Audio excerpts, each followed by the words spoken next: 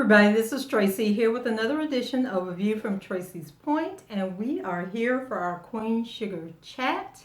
And this was season 4, episode 4.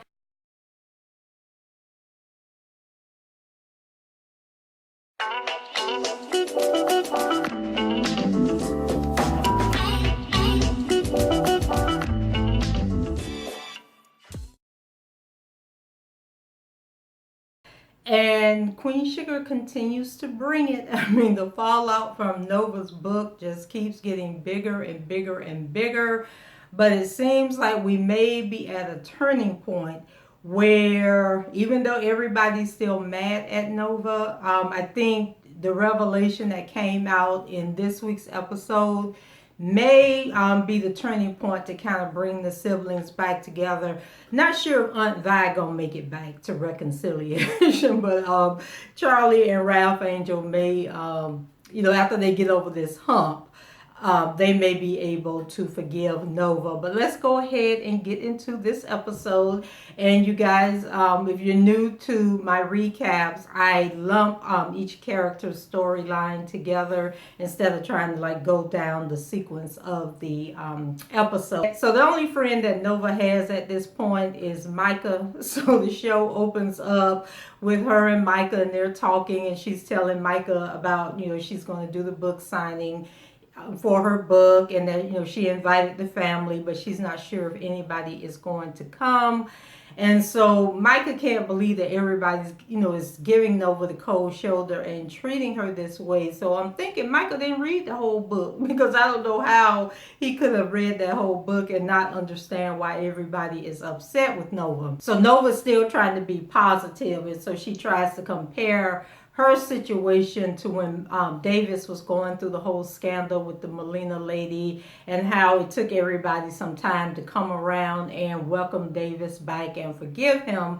And so she's still hopeful that they're going to come around. And so she is really feeling down, and Micah, he gives her a hug and tells her that he loves her. So I guess as long as Micah is in her corner, Nova, you're going to be okay. So then we go over to Aunt Vi. So Aunt Vi is having trouble sleeping. She still can't get over Jimmy Dale rolled up on her, and that the reason he even was thinking about her was because Nova had went to see him to talk about that book. And so Hollywood comes in, and he's trying to talk to her and everything, and asking her, why are you up? And she said, well, I couldn't sleep. And she starts talking about how she's trying to get some recipes together that she got all these different recipes on her mind that she wants to try out for the diner, and so it was keeping her up. And so Hollywood tells her that eventually she's going to have to talk about the whole Jimmy Dale situation and why it impacted her so much that he returned. But Aunt Vi says, no, that's not going to happen. She's going to let that sleeping dog stay in the past. And I'm just thinking, poor Vi, all she going through, she is too old to be dealing with all this drama that Nova is bringing into their lives. And she's just truly, truly devastated that Nova betrayed her. I think if Nova had came to her and told her the truth about the book and what was going to be in the book, she probably would have been angry, but she would have been understanding. But the fact that Nova did all this, went to visit Jimmy Dale, leading to him coming there, and how she just put everybody's business in that book and didn't even have the nerve to talk to them about what she was doing, I think is what has hurt her so much. That betrayal is what's killing her. So then we go over to the diner, and so Aunt Vi, like I said, she's really frazzled. She's dropping stuff. She's yelling at people. And so Hollywood is trying to get her, maybe you need to go home. And she's like, no, I got to get these pies together for Ralph Angel. He'll be here soon. And so Ralph Angel comes in, but he comes in through the back door. And so Aunt Vi was like, well, why is you coming in through the back door? So Ralph Angel said it was because the police was out front. So I'm thinking the real police was out front. And so Aunt Vi Vi tells Rhonda after she done yelled at the woman and hurt her feelings. Well, she did apologize to Rhonda, but once somebody hurt your feelings just hurt, whether they apologize or not. So she tells Rhonda to go outside and deal with it. So I'm thinking, why she sending Rhonda out there to deal with the police, and why is the police even out there? Well, child, the police was Nova. So Rhonda had to go block the door from letting Nova come in and telling Nova, like, girl, I understand what you're going through, but I can't let you in this diner. And it ain't going to be a good look if you go in there. So just respect the fact that you done upset these people and give them some time to get over this situation, and stop trying to force yourself on them. So Nova was still like trying to get through the door, and she was standing there looking through that glass, and was just like, this has got to be horrible. But Rhonda was like, girl, give it some time, and stop putting me in this position, because she's not going to talk to you. Talking about Aunt Vi, she going to keep sending me out here, and I don't want to have to keep coming out here hurting your feelings. So then we had a scene where Aunt Vi was in the bike, and so all of a sudden she could hear this man talking, and so in her mind the man was Jimmy Dale, and she was about to have a heart attack. She was like, I know this Negro ain't out there in my restaurant again. Like, Lord, you could just see it all over her face. Like, she really thought Jimmy Dale was still there and that he was out there talking. And then she could like hear this conversation where he was talking about, somebody being able to cook real good, and Lord have mercy and all this. So, child, when she opened that door, it was Prosper sitting at the counter talking to two other customers, and whoever the waitress probably was Rhonda. I was like, Aunt Vi, you're going to have to, like, whatever is holding you down, got you bound up, you're going to have to release it, or it is going to kill you. So next we go over to Charlie. So Charlie and Romero have set up the little clinic for the migrant workers, and it's actually in her old house. Remember, she had converted the warehouse building into a flat for her and Micah. So they turned that into this makeshift clinic. And so even though there were people in there coming in for services, Charlie, she was unhappy because she said she thought it was going to be more people. And so Romero was like, give it time. It's going to, once people hear about it, we put the word out. Once they realize it's safe and, it's okay for them to come, they'll come. And so, she's still looking like everything got to be on 100 for Charlie. And so Micah shows up, and he's looking all around like, well, dang, what's going on in here? So then Charlie was like, oh, we're doing this clinic for the migrant workers. And then she kept saying, we this. And so then Micah was like, well, who is we? So, child, Micah don't know nothing about Romero, okay? So now he's just now being introduced to Romero, and he looking at Charlie like, well, how you got a whole man and I don't know nothing about it? But, child, that whole family just full of secrets, because I know Micah was still in town when Charlie met Romero, and I know he was still in town when Charlie and Romero went on their first date. So I don't know how she done spent the whole summer with the man. Micah done came back home. She done hung out with the man since Micah been back. But Micah don't know anything about the man. Like, come on, Charlie. So then they walk away from Romero, and Charlie lets Micah know that her investigators found who the person was, or the police found who the person was that was sending him the hate mail. And he basically was a troll. He was like some nobody trying to be somebody. And basically he had been arrested, and they found out that he had done the same thing to other people, but Micah doesn't have to worry. He wasn't a threat. He didn't belong to some organization. There's nobody coming after Micah, so he doesn't need to be concerned. So I'm glad they kind of like squashed that whole scenario. So then we have a scene with Charlie, and she's meeting with the Vicky lady. And so the lady tells Charlie that what she's uncovered is that the Landrys have new plans for the land. So since the jail was shot down, they've decided that they're going to join forces with the government and build a highway. And so the highway is going to go straight through all of the black communities. So basically where the prison was going to wipe all these black farmers out, now this highway is going to wipe all the black farmers out, and it's going to come straight through the Bordelon property. And I thought this was so interesting because you may or may not know, during the 70s, this was a big deal where interstates, like if you go into any major city, we're not even a major city, but it happened here. And you'll find that the interstate typically goes straight through the black community. Like no matter where you are, it's like the black community gets hit the hardest by the interstate. And back in the 70s, that was done on purpose, and it was part of like segregation to keep, to create this white part of town and this black part of town.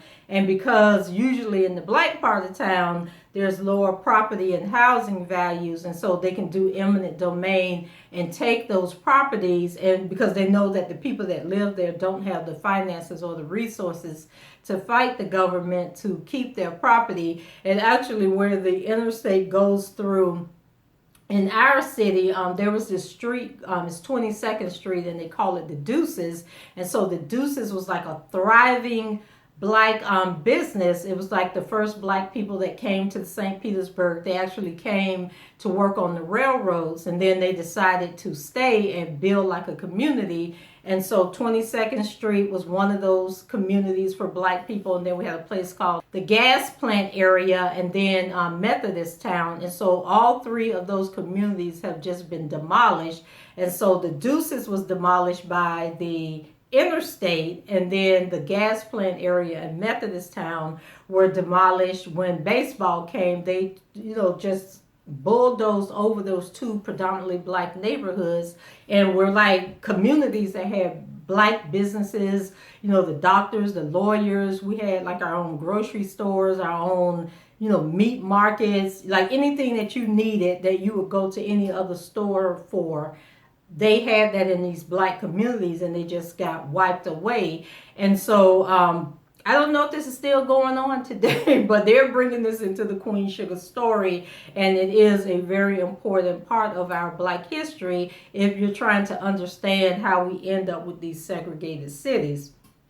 So anyway, so remember the councilwoman in the first episode, the one that came to advise grand opening, and she had the gift for Charlie and everything, and she was telling Charlie about Frances Boudreaux was funding her campaign and all of that. Well, it turns out that Jacob is now going to run for that city council seat. And Charlie meets with the Isabel lady and like telling her like, oh my God, I just found out that what the Landrys are getting ready to do is, build this highway through the black community. So the lady lets her know that she already know, and that she's decided to step down from the city council seat, and which basically is going to give Jacob the seat. And so Charlie was like, why would you do that? Like, why would you give up? And the lady was like, these people are too powerful for me to be trying to go up against, and there is absolutely no way I can fight that machine. And so I'm picking my battles wisely,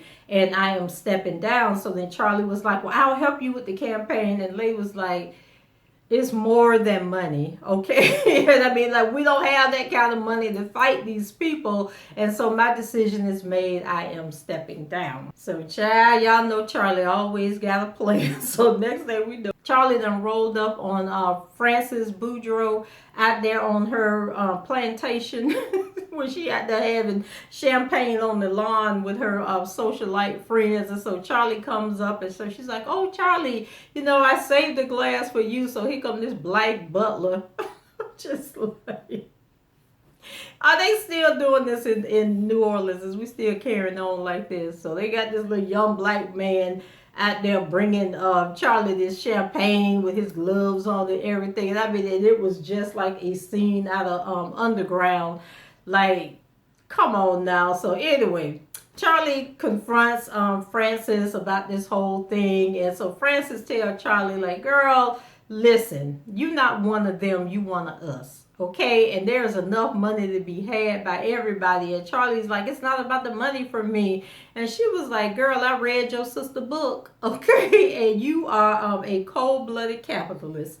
And you're not going to tell me that you did all that to build the Davis West Empire, and you're not greedy, okay? So just accept who you are and what you are, and come on over here to our team, and let's make this money together.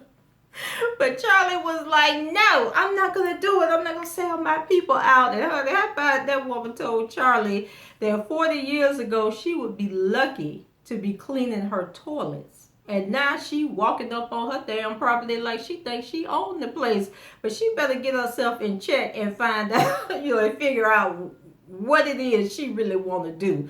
So Charlie about to run for that council seat against Jacob. So it's about to get real good. But we hope it turned out better than all her other schemes from the past 3 seasons. Because Charlie, we tired of you taking L's. Okay, we need you to come through with a win this time. But I think her running against Jacob is going to be real interesting because y'all know Jacob wants himself some Charlie. He wants some Charlie, okay? So we're going to see how that turns out. Charlie's day couldn't get any worse. Child, she was home. Doorbell ring. Michael go to answer the door. So Michael, I don't think Michael knew Charlie was home. So he opened that door and it was Davis and Davis' daughter. So Charlie come walking out there like, I know this Negro did not bring this little girl to my house. And so Davis, interested. Well, Micah, so then Davis said, Micah, I told you I had a surprise for you. Well, this is your surprise. This is your sister Tia. And so Charlie was looking at him like, did I miss the memo or something? So Michael was looking at Charlie, looking at Davis, looking at Charlie, looking at the little girl. So Michael said, okay, well, come on, let's go on in the kitchen and get something to drink because my mama about to show her ass, okay? So child, they walk away, and then Charlie all in her feelings, and then she coming at Davis like I could understand her being upset that Davis brought the little girl to the house without letting her know. But she was like, basically that's your responsibility, and you're not going to trick me into being some surrogate mother to this girl, and I'm sorry her mom died, but I'm not going to be her mother. And I'm sitting there like, when did the man ask you to be a mother to the child? He just want Michael to meet the little girl, and I don't even think he knew you was home. Child, Charlie was all out of left field. I honestly don't think that Davis wants Charlie to be a mother to the girl. Maybe a mentor. Be nice to the girl. Be kind to the girl because she is Michael's sister, and he wants them to have a relationship. So Davis told Charlie, that that's not what he wanted, that he basically wanted her to know that he's retiring from basketball and he's accepted the head coaching job at Bayou University. I'm thinking some made up college, or it might really be a college, but I'm thinking it's probably some HBCU in New Orleans. But he done retired from basketball and he wanted to know he was going to be making his announcement in a couple of days. And Charlie was like, well, good for you, but you need to go on and take care of your daughter and don't be trying to sucker me into this and make me a part of it. So Charlie, I don't know, Charlie and her feelings, Vi and her feelings, and they just going off on the wrong people. Next we have Ralph Angel. So Ralph Angel has decided to go forward and do the prisoner reentry program, and he named it after his father. And so he basically it was probably like 30 people. They were all African American that were going to be part of this prisoner reentry program. So Ralph Angel had like a little, he talked to him, and then he told him, he had the cakes and pies that Aunt Vi had made for him, and he told him, there's coffee in the kitchen, and help yourself to the pies and everything. And I'm like, Ralph, ain't you just gonna let all them people go in your house? You don't know these people. You just met them. You better build you like a little barn or something that you're gonna have your employees in, and not be having them going in and out of your house. But anyway, he went over to talk to Benny. So Benny had Blue, and they were on the tractor.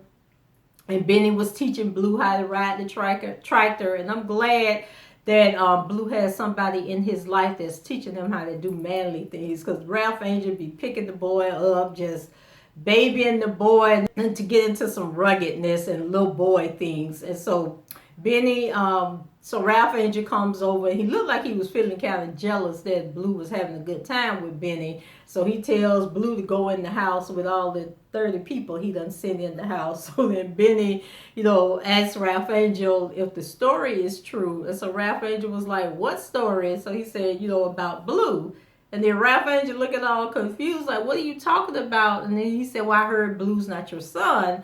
And so Ralph Angel, was back to pounce, but then Benny was like, I really am, inspired by, I'm really inspired by you, because I didn't know who my father was, and the fact that you're the type of man, that would take another man's son in and, raise him as your own, brother, I commend you for that. And so I really don't understand why it's so hard for, like, the way Ralph Angel is reacting is a natural reaction, I believe. But what I can't understand is that there are so many kids out here who don't know who their biological fathers are. And I don't understand why it's so hard for women to just tell their children the truth about who their fathers are. Like, why is it so hard? And I mean, I know people personally where that is their story, and then it kind of like puts other people in a position, if you know who the child's father is, and it's like, do you, and then it's like, do you tell the child? Like, is it your place to tell the child, like, this is your father, or go meet this person because that's who I think your father is? And I know it's totally different with Darla and Ralph Angel, because Darla seriously don't know who Blue's father is, because she was out there messing with so many different people. But just in instances where the mother does know who the father is, and just her shame is so heavy that she puts that shame on her own child, so that the child has to go through that burden of not knowing who their father is. I don't know. What do you guys think about that? Like, do you know people who don't know who their father is? And do you know women who are refusing to tell their children who their fathers are? And what do you think about that whole situation? So then we go over to Nova. So Nova tries to call Ralph Angel, but he doesn't answer the phone. So then the phone rings and she thinks it's Ralph Angel, but it's actually Deborah. So Deborah's calling to tell Nova that the New York Times Review had landed her a 6-city book tour. And so Nova, she's really excited, as anybody would be. And I'm thinking, yeah, Nova, you need to get away, because somebody gonna kill you around here, and you're gonna drive yourself crazy because nobody wants to talk to you. And then it got me to thinking, remember, was it last season where they tried to humanize Nova, and they gave her these girlfriends? Remember, the girl was having the baby and all of that. What happened to those friends? Why are they not here supporting Nova? And why is Nova not calling them and crying on their shoulder about this mess that she's made? And so that just popped into my mind, like when she, all through the show, she tried to call people and nobody's answering the phone. So it's the night of Nova's book party. And so she's doing the book signing, and she's reading what she told the audience was the new addition to her book. And so she tells them that the story that she's about to read is something that happened to her one day when she was going fishing with her dad. And if you guys remember, Nova actually told this story, well, she started telling the story to Remy when the two of them were kind of like thinking about hooking up and getting together. So she kind of adds more onto the story. So we already know that her and Ernest were going fishing, and then these white guys approached them, and Ernest told her to stay in the truck, and Ernest came back, and she could tell that he had had a fight with these guys and that they didn't go fishing. I think they went back home. Well, the addition to the story, so the rest of the story is that Ernest got that these guys were actually harassing Nova and saying like what they were going to do to Nova, sort of like in the movie A Time to Kill. And remember, they raped the little girl. So I guess it was a situation like that, but Ernest stepped in and had a fight with the guys. And evidently, whoever these guys were, it was somebody that the family knew, that everybody knew, they were well known.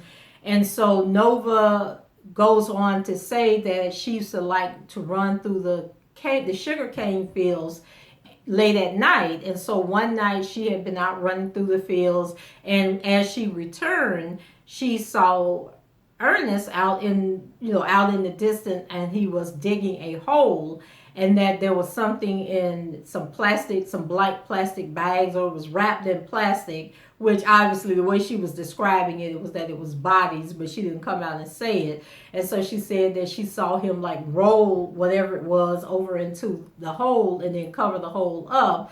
And so she said on that night, she no longer ran through the sugarcane fields anymore, and that she also never went fishing with her dad again.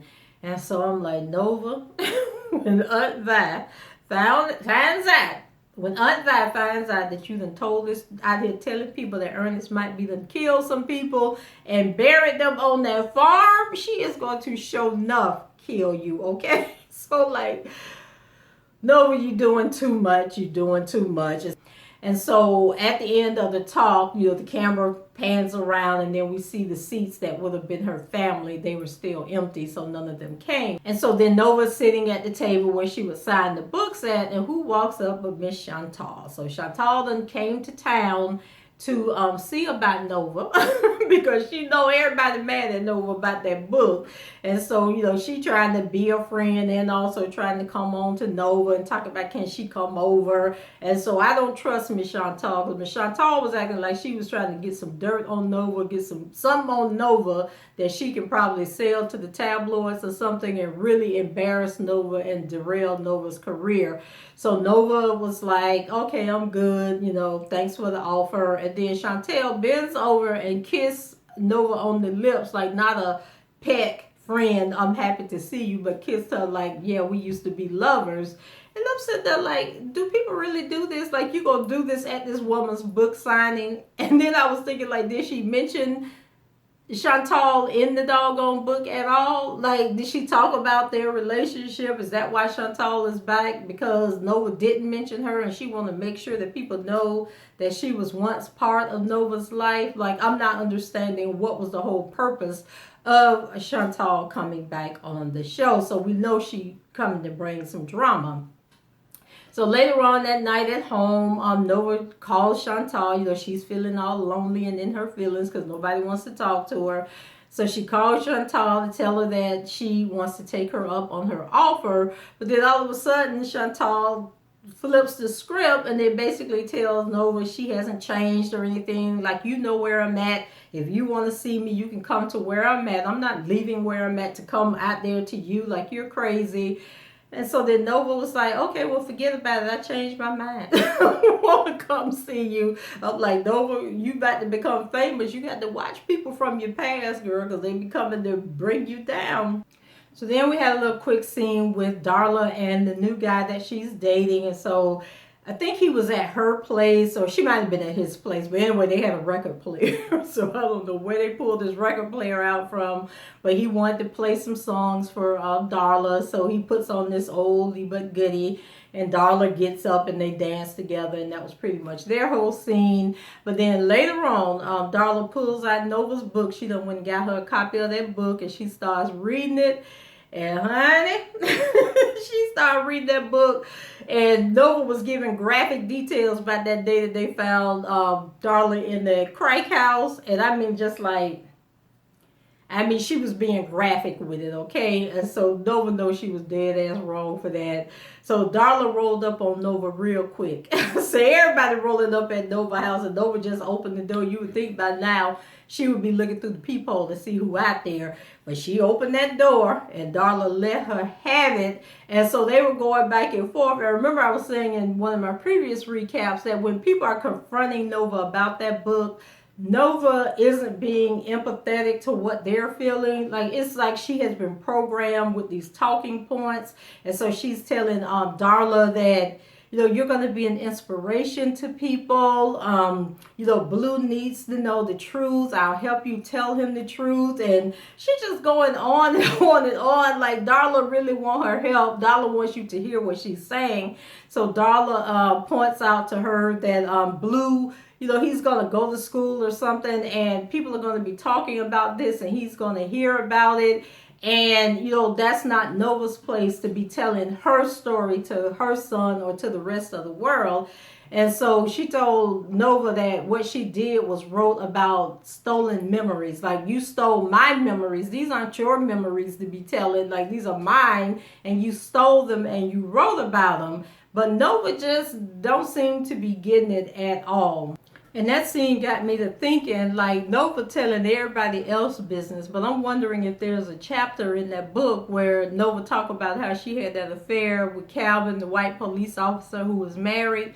Like, is she telling any of that in the book? Because that don't seem to be coming out, but everybody else's secrets seem to be coming out. Then we had a scene later on in the show where Charlie is still reading, she's actually reading the book that Nova had given to Micah. And so Micah comes home and Charlie tries to hide the book. And so he's telling Charlie, that he had went to Nova's event. So Micah comes home from Nova's event and tells Charlie, that they really should have came, that it was really nice and Nova did a good job. And so he tells Charlie about Nova told this really powerful story about when she was a little girl. And Charlie was like, what is you talking about? And he was like, oh, it wasn't in the manuscript. It's something she done added to her book. So Charlie was like, what? And so, Michael tell her, the story that Nova told. So then we have a scene with Ralph Angel and Charlie, and they go to see Aunt Vi to ask Aunt Vi about the story that Nova told at the book signing. And so Aunt Vi was like, basically, she didn't want to talk about it. She don't know why Nova out here stirring up stuff. And so they were like, well, is there any truth to it? So the Aunt Vi was like, I don't know what really, really happened, but I know something happened. Okay. And so she tell Charlie that she's just, and then Charlie kept pushing the issue. And then Aunt Vi said, you just like Nova. You always want to know everything about something that don't concern you, like buying your own business. But, they wasn't going to let it go. And it was like, we need to talk about these things. And so I say all she knows that after that day, Ernest never took his eyes off of Nova. And so Aunt Vi was basically saying all she knows is that they went fishing. And when they came back, Ernest never took his eyes off of Nova. And that was until whatever happened that night happened. And then I guess he felt safer, with Nova being out alone playing and everything. And then she kind of like made a comment about those guys, which led me to believe that these were some well-known guys. And I'm wondering if it's going to come out that these guys that he killed were somehow related to the Landrys. I just feel like something is going to it's all going to tie back together at some point in time. So I'm thinking that it might have been Landry's daddy or cousins or somebody. But I just believe that whoever them white men were, that they are connected to the Landrys. They were talking about keeping secrets. And so then Vi told them that as long as you aren't hurting anyone, you have a right to you have a right to keep some things between you and God. I was like, amen to that, Aunt Vi. I agree with that wholeheartedly. Although we seem to be in this era where people think you need to just tell, just tell everything. But I believe that there are some things that you need to just take to the grave with you, especially if you can't change what that thing was. So anyway, Ralph Angel returns home and Darla is on the porch and she is like in pieces, boohoo crying. So she falls into Ralph Angel's arms and telling him that Nova wrote about everything. She told it all. So the two of them were hugging and everything. That was a cute little scene. So then we go to Aunt Vi. So Aunt Vi was in the bathroom, like fixing her bath water, and Hollywood was laying in the bed. And so he was calling that to her, asking if she was all right, if she needed anything. And she was like, oh no, I'm okay. I'll be out in a minute. And child, next thing we know, Aunt Vi turned that water up and swished that towel in her face, and she just broke down, boo-hoo, crying, like uncontrollably crying. And I was like, oh my God, poor Aunt Vi. I just really hate to see her like that. And I'm just wondering, where is all of this going? What is going to be the culmination of all of this? Like, what's going to be that big bang moment where everything explodes so that they can all come back together? Then we go over to Nova, and so Nova's at the house and she's still calling everybody, and she doesn't seem to realize that they got her on auto reject where her calls just automatically go to voicemail, and then she doesn't leave a message. So she called Ralph Angel, she called Charlie, she called Aunt Vi. Nobody answered the phone. Nobody wants to talk to her. So then she gets up and she grabs her suitcase and everything and she walks out the house. And so she's on her way for her 6-city tour. And she couldn't say bye to nobody, and nobody knows that she's gone. Maybe Micah knows, but she's on her own. And then we have a scene with Charlie where she drops Micah off to have lunch or something with Davis and Tia. So she's sitting there and she watches Micah go over, and then the Tia girl jumps up and Micah hugs her, and then he hugs Davis. And so Charlie's just sitting there, and it's like she felt like she was on the outside looking in to the life that used to be hers. And I guess she was thinking about when Francis told her about herself and told her she was a cold-blooded capitalist. And she probably figured out like how everybody end up happy but I'm still in this fight, in this struggle to try to save everybody. And so I don't know. She put her shades on and then she backed out. I thought she was going to finally break down and get out the car and actually go over and join them, but she too prideful for that. So that was it, guys. What did you think about this episode of Queen Sugar? What do you think is going to happen? Like, why is all this going to come together?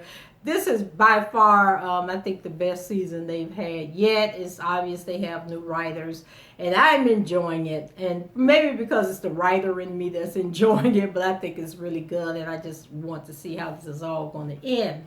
So leave your comments below, rate the video, and subscribe to the channel if you haven't done so already. And until the next time, I shall talk to you guys later. Bye-bye.